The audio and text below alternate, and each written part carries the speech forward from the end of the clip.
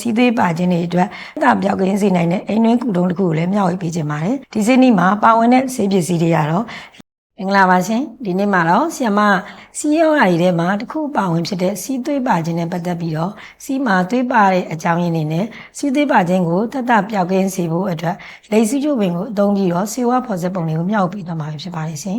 ဆီယမကတော့တော်ဝင်မမပါတိုင်းဆေးပညာရှင်တယောက်ဖြစ်ပါတယ်ရှင်တော်ဝင်တဲ့နှလုံးသေးရဆိုရင်နှလုံးတုံရင်ခုန်မှုမောတာနှလုံးအားနေတာနှလုံးသွေးကြောကျဉ်းတာတွေအတွက်အစွမ်းထက်လာတဲ့နှလုံးဆေးကောင်းတစ်လက်ဖြစ်ပြီးတော့အာရင်ကုန်ကန်ကြီးနေတာအိတ်လို့မပြောတာသွေးအားနေတာအာယုံကြောအားနေတာအတွက်ပါအထူးအားကိုးရတဲ့စေဆောင်တော်တစ်လက်ဖြစ်ပါလေရှင်မူမောရင်တုံကင်းဝေးအောင်တော်ဝင်တန့်ကိုအမြဲဆောင်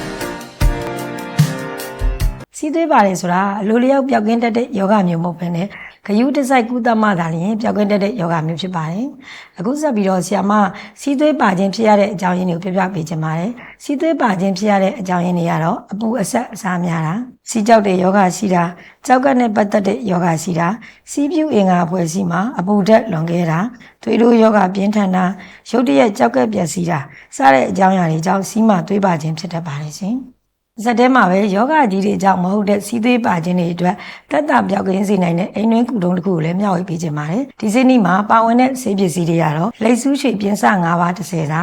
ရေ1လီတာနဲ့တကြားနဲ့ငယ်တို့ပါဝင်မှာဖြစ်ပါတယ်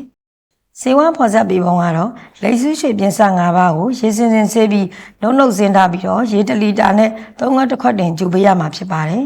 ဒီဆေးကိုအသုံးပြုပေးရမယ့်ပုံစံကတော့ဆေးရည်အေးသွားတဲ့အခါမှာဆေးပြုတ်ရည်အကြမ်းပကံတစ်လုံးစာမှာတကြားလက်ဖက်စားစွန်းတစ်စွန်းထည့်ပြီးတော့တောက်သုံးပေးရမှာဖြစ်ပါတယ်ဒီဆေးကိုတစ်ခါတောက်လို့ရှိရင်အကြမ်းပကံတစ်လုံးနဲ့တစ်နေ့ကို2ချိန်ကနေ3ချိန်အထိတောက်သုံးပေးနိုင်ပါတယ်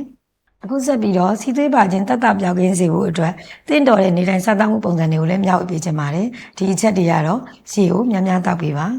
ရေခဲရည်နဲ့ရေခဲစိမ်ထားတဲ့အစားအသောက်တွေစားသောက်ခြင်းမျိုးမှာရှောင်ခြင်းမှာအပူအဆက်ကိုလုံးဝလျှော့ပြီးစားသောက်ပေးပါစီးကြောက်တဲ့ယောဂစီးချိုယောဂသွေးတိုးယောဂလိုယောဂခံရှိနေရင်လည်းယောဂကိုဂရုတစိုက်ကုသပေးဖို့အကြံပြုပေးခြင်းပါတယ်ခုလောက်ဆိုရင်တော့စီးသွေးပါယောဂနဲ့ပတ်သက်ပြီးတော့သိရှိထားတဲ့ဘဝတုဒ္ဒတွေနဲ့စီးသွေးပါယောဂကိုတတ်တာပြောက်ကင်းစေနိုင်တဲ့လိပ်ဆူးရွှေရဲ့အသုံးဝင်ပုံတွေကိုတန်တဲ့သိရှိလိမ့်မယ်လို့မျှော်လင့်ပါတယ်ရှင်ပြည်သက်ကြီးများအားလုံးကိုယ်စိတ်နှလုံးရှင်ပြုံးနိုင်ကြပါလိမ့်ရှင်